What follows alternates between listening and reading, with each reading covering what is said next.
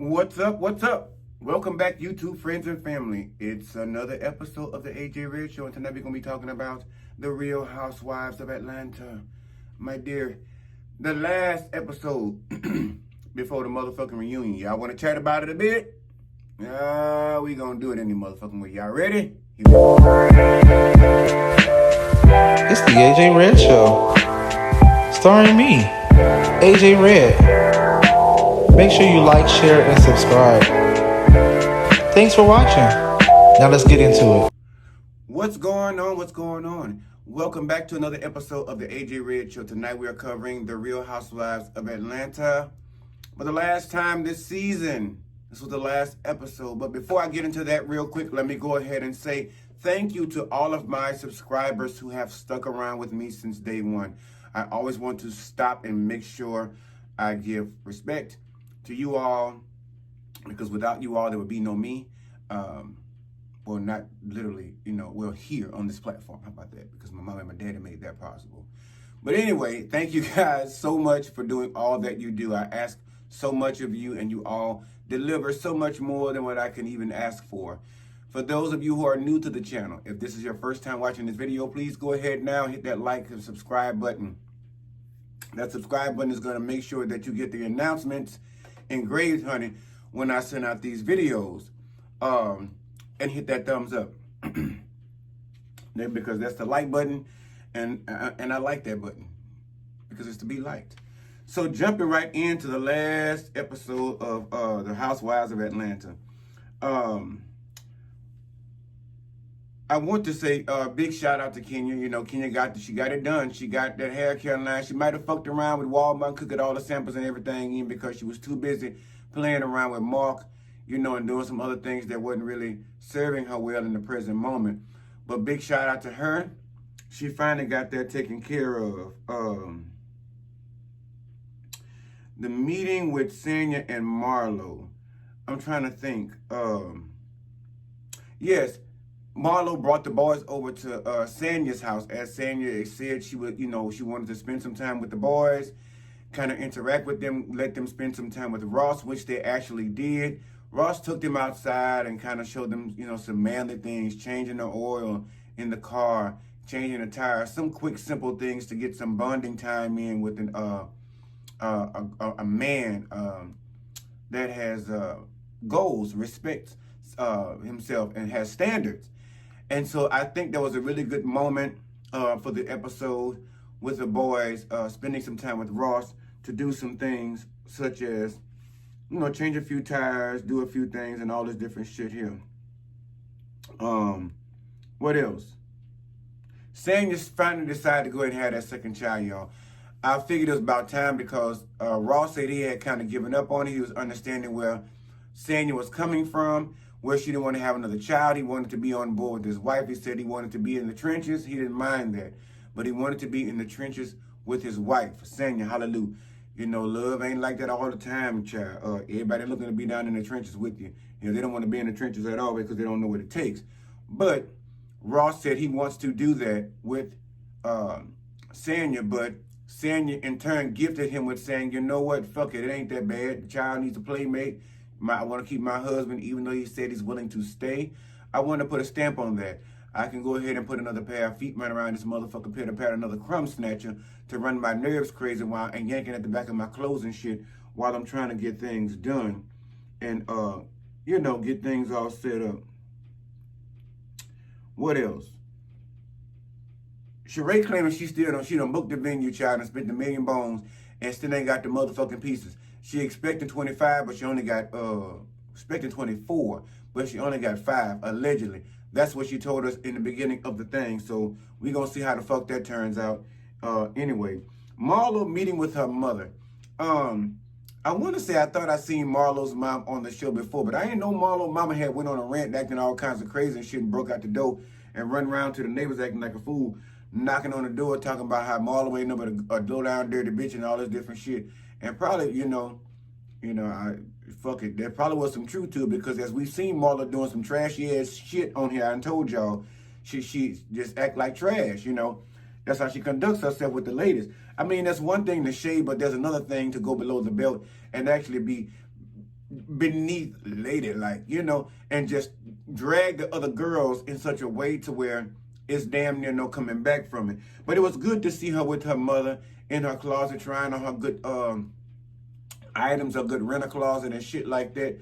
Her mama fucked around and picked up them glasses from over there out of New York, way overseas, some fucking where, Paris or wherever, $2,500. Mama said, oh, quick, let me go and put these motherfuckers down. But what I was worried about was the mama was putting anything in that big old suitcase she called a bag to see if she could make off with anything.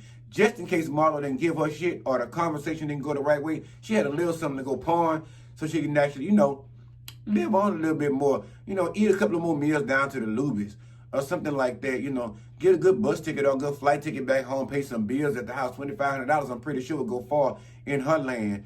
You know, I was concerned about her, you know, pocketing some shit, sticky fingers and whatnot. But nevertheless, I don't know if she stole anything up until this point. Marlo hadn't said anything that I've seen in the blogs. But they sat down and had the conversation, and, you know, Marlo was telling her mom about how she left her and stayed gone, and how she was on drugs and had men and all this different stuff here. And her mom basically told her the difference between me and you was I may have drifted afar, but I always came back to see how you were. I always came back to make sure you were okay. I always kept you in my mind and in my heart. But you, on the other hand, Marlo, mother feels as though, you know, you are so bitter behind things that has happened in the past that you won't even come around a woman for Christmas. You know, you got money, bitch. You know family is going to ask for money. I don't know why y'all black folk act like when y'all get money, y'all act like y'all family ain't gonna ask y'all for shit. Y'all know good and goddamn motherfucking well. If they ain't already got a coin of their own, chances are if you're any kind of limelight and you making any kind of bread, 7-4, 5-10, bitch, they want a slice. They will get their own loaf. They want a piece of your loaf. Because they figure you bringing it in by the truckload, so fuck. They want a taste. So there's no difference. That don't mean you can't show around the people, Marlo, around the family, and still say, hey, how you doing? Merry Christmas. I ain't got no money for you unless you're going to give everybody a $25 gift card, bitch. You know what I'm saying? Some shit like that, or a $50 gift card to Macy's somewhere, and let them go on down there and get them a nice little pair of socks, you know, or maybe a towel, or an ascot, or some shit like that over at Macy's. Who knows how far $25 to $50 will go for the gift cards. But her mom was saying basically, you just stopped coming around saying about me, even though I had my own issues and my struggles. I still always, you know, gravitated back towards you all because I loved you. And the bottom line is, it seems like you don't love me enough to at least come out here in these people's streets and say, hey, look, I see you, I love you, I misses you, and now I got to split. That kind of thing. Mama saying, at least show up and give a bitch some love. But somewhere along the way, the shit took an ugly turn. Candy showed up, and because Mama want her boyfriend to come around and all this different shit, and Marlo said she didn't want the man around to her house because she didn't know if the man was still on that shit or not. And the mama said he wasn't. But Mama, you should go and get rid of that man in the first place.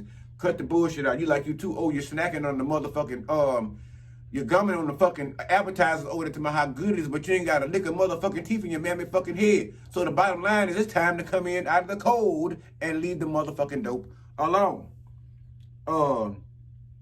As I said before, Kenya's ribbon cutting. It wasn't a blue ribbon. It wasn't a red ribbon. It was ribbon. It was what she stood for in the hair care line's color. A beautiful color. Lavender, like purple. It's a calming color. It's a very beautiful color, and that was the color of the ribbon. It's the color of what her product is, or somewhere along the line, or somewhere on the motherfucking stamp, or something like that. But the ribbon cutting was really very nice. You know, all the girls showed up with flowers, ready to purchase product and all this other stuff. It was actually beautiful, again, to see all the other black ladies come out and support another one, and not just come out and show up, but to show up and show out and break out their pocketbook and go up there and get that MasterCard and slide it a couple of times and get a few things out of, you know, the CVS. Like I told y'all, she said she got what, 15 or 10,000 CVS's or something like that, 15,000. That's still a lot for your hair care line to be in. Hopefully she can multiply that shit to 50,000 or have it on all their shelves. They're probably doing it right now as a test product to see how it actually goes. But I'm sure if Kenya puts her mind to it, she can actually come up with some, you know, of course, a continuous sale pitch, price merging, whatever it takes to get the job done, to get the sales out there, to make it get up and be requested in more mass volumes, so that CVS would actually see her as a bigger businesswoman and say, hey, look, you did well with those few stores over here, like they did Madam C.J. Walker, I think it was, yeah. Give you a few stores over here, and then when you prove yourself with those, we'll branch out somewhere else. So, again, congratulations to Kenya on getting her product out there. I don't know why the fuck Candy, you was doing so good this season. I don't know why the fuck you decided to get up and go have this conversation with your mom about a conversation which you had with the family that it needed to be had with, which was your children. I mean, that's stepchildren, new children, old children, whatever, and your husband. You didn't like how your husband proceeded the conversation, how he saw it. You made up your mind you was going to do what you was going to do. That's your family. That's your money. Leave your mom what the fuck you going to leave her and keep her the fuck about your business. Do what you going to do. Set those kids up just in case you go first, because we all know that Todd is going to be a hard ass, wanting everybody to work for every motherfucking penny. They fuck around and end up on Skid Row some fucking well playing around with Todd. If Candy got to check up out of here first, God forbid. It seemed like it was going to be another fashion show with no fashion. You know, we listened to Sheree talking about how she only had a few pieces. You know, things wasn't going right. The shit was stuck in way over here in Alaska. You know, it was in Germany. It was in Zimbabwe. It was in, Haiti. The plane had several stops to make to pick up all these fabrics, and then had to stop somewhere along the way over there in New York City or Seattle, some motherfucking where, and drop the shit off to the lady house so she can sew all the pieces to motherfucking together. But before we get to all that, I'm trying to find out. I can't understand why the fuck Tyrone think he should have shown his funky ass up with his Burberry on. Mighty funny not, bitch, you got Burberry on, but you locked up in prison. Either you shucked away a couple of those motherfucking dollars for a rainy day when you got your monkey ass out of prison, Tyrone, or you're using some of Sheree's money she sent over there to the goddamn prison to your motherfucking ass in the first place, and you sit there hoarding it all, and now that you're out, you're sharing it with your bitch. Now you want to come walking around to my that first, your probation will allow you to be on the camera. Apollo told us all that shit. Apollo said this is a motherfucking lie. You was lying down to your Grammy ass, scoop ball ass, tater tot ass, looking shiny ass head. You was a motherfucking lie. The bottom line is you left that bitch sitting high and dry, sitting by that motherfucking fire lamp over there in fucking Boston, Seattle, whatever the fuck y'all went to over there, and left her fucking ass sitting down there because you felt like you was rubbernessing and finessing on some other bitch, whether it had been your wife or some other motherfucker. But how dare you bring your rock steady P-Bo Bryson looking ass walking up and down like you just got out of the prison, where you just got out, but you come walking up there with that old toothpick shuffle ass fucking walk like you on the second line going down there to the mess hall to get your motherfucking lunch. Why you had to walk up in there with that retarded ass bounce with that old funky ass sway? That shit ain't look right. It looked ghetto as fuck. It looked hood. It looked jail. G-E-L, jail. It looked prison-like.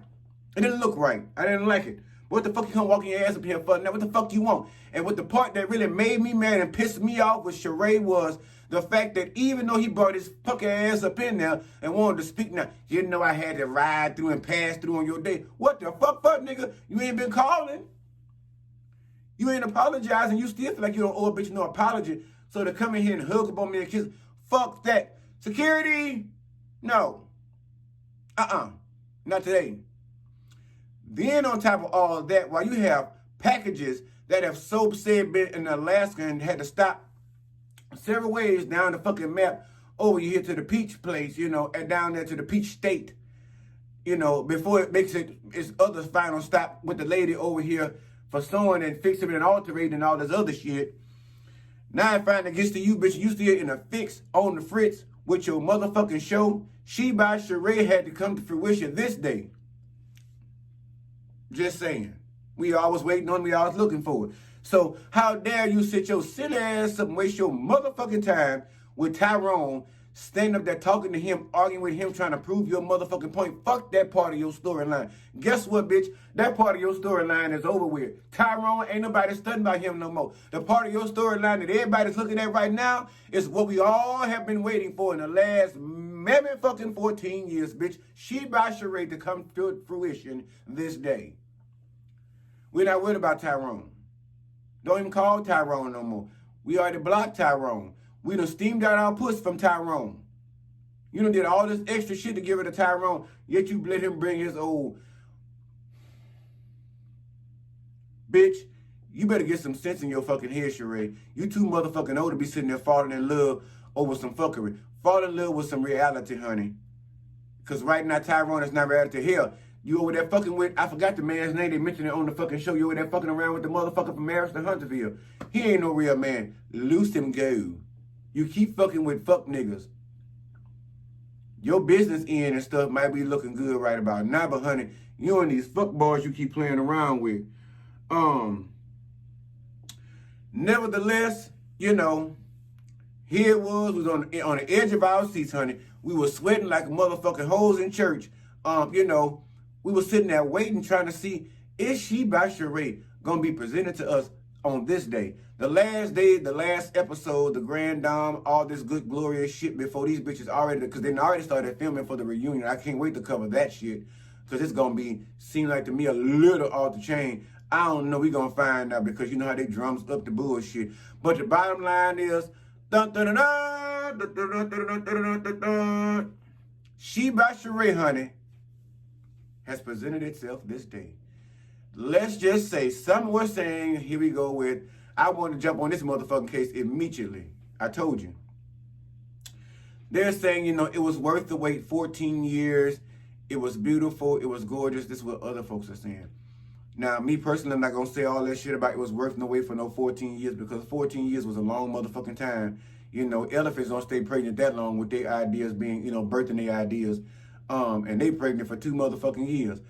But the bottom line of it all is to take nothing away from her at this point now, to let her light shine, to all put all focus on She by Sharee came through this day, honey. The fashion was beautiful. I liked a lot of the outfits. It was snazzy. The material, apparently, we took all this time to pick this material, and it shouldn't have taken this long. But bottom line is the fashion was on point. The girls were already ready. Candy was already ready to get the fucking the website. She said, look, I done seen some shit already I wants to pick up. I need to go ahead and get my credit card out now.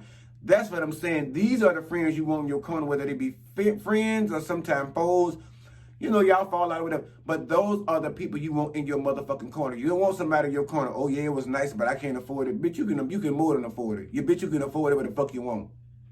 And especially if you run in that kind of circle. But the bottom line is the girls, I think even Drew was ready to break out and buy something. They are, and I really didn't hear Marlo say a bad thing, honestly, about any of the fashion, which surprised me because y'all know she is the fashion guru of the show, honey, and she calls it as she sees it. And I thought she was going to open her mouth and say something real ugly.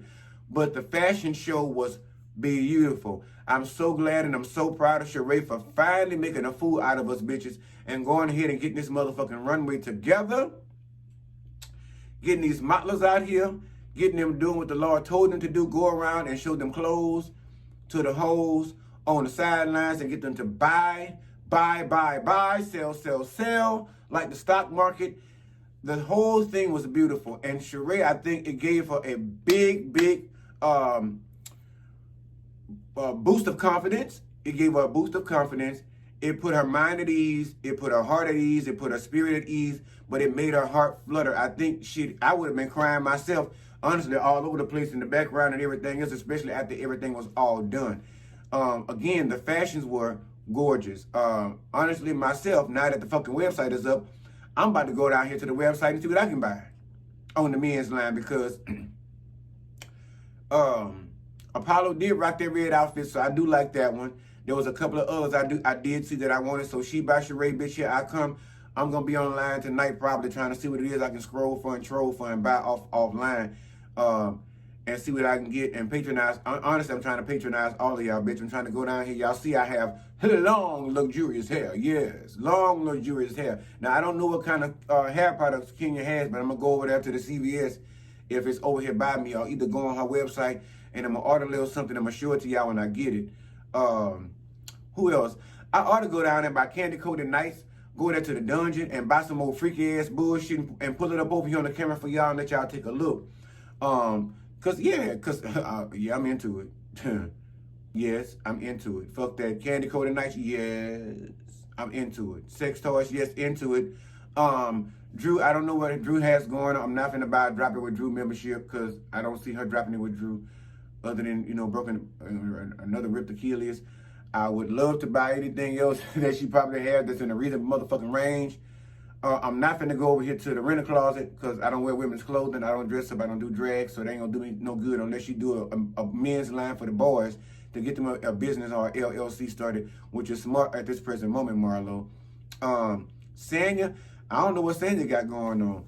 I know she's an Olympic star. I don't feel like renting no cars because I'm not living down there in Austin. I live in Houston. to patronize Ross's business. I want to say she has something going on. I don't fucking know, y'all. I figured out maybe some kind of vitamin or something she probably promoting. I don't know. I know this was not a very long episode. I didn't plan for it to be a very long motherfucking episode. I am tired. I've been off. I'm tired. I'm still getting my beauty rest, but I'm still going to bring y'all this information to the best of my knowledge and all the fuckery it has in store for them, me, and y'all. I'm going to convey. But then, too, of course, I had to do Married to Medicine. I have Married to Medicine. I have to go and record. I'm not going to do that tonight because I am exhausted. But what I will do is I'm off on Labor Day, so I will be bringing y'all Married to Medicine on Labor Day and dropping that video and probably some others. And if there's anything you guys want me to cover, take a look at, see what's going on with, you know, put my Googlies on and see what the fuck the happiness is, drop down in the comments and let me know. I got to put my information up for y'all to email me and shit like that. I know that's one of the things I'm missing, but fuck it, I'm slow and show. But I'm definitely getting to the top. I'm going to get to the top. Please. It's no fucking question. I'm a king all day. But the bottom line is, yes, speak over yourself, honey, because I'm doing it for me. But in all, I think this was a season we all kind of, we saw the ups and downs of the ladies. We saw the fuckery. We saw the bullshit. It's never stopped. It's ongoing. It's every season, every episode for the most part. Again, I have to say I'm proud of everybody on here for doing what they do, making their bread, staying in their place sometimes, but not with each other. And just being black women and do better. Do better, especially Marlo, especially you. And saying you do better articulating yourself, you're going to come after a bitch next season. I want to see what's going to be in the reunion. Hopefully Marlo not going to come with that trashy shit, which y'all already seen. She going to come in half of that anyway. Saying you're going to be on some bullshit. Somebody going to piss Candy off, you know. And, you know, Kenya going to be into it with Sanya again all over again.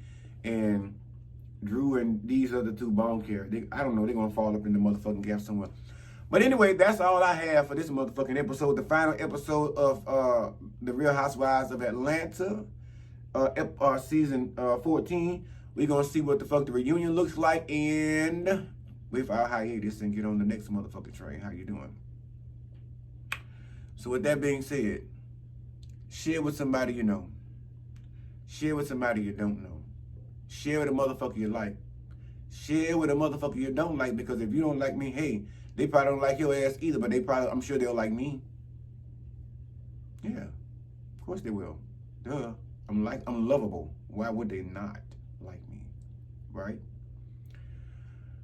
Before I get to my last message, let me stop because I switched the shit up a little bit. For my subscribers who are already with me, who have been with me since day one, I appreciate you guys so much. I love you all so much. I can't really say it enough how much I appreciate you guys stopping by, hanging out with me, rocking with me, spending time out of your precious day. Thank you, thank you, thank you so much. For those of you who are new to the channel, please go ahead now, if you have not already, hit that subscribe button, hit that like button. Keep rocking with me, fuck with me, comment down up in the comment sections with me. Holler at your boy.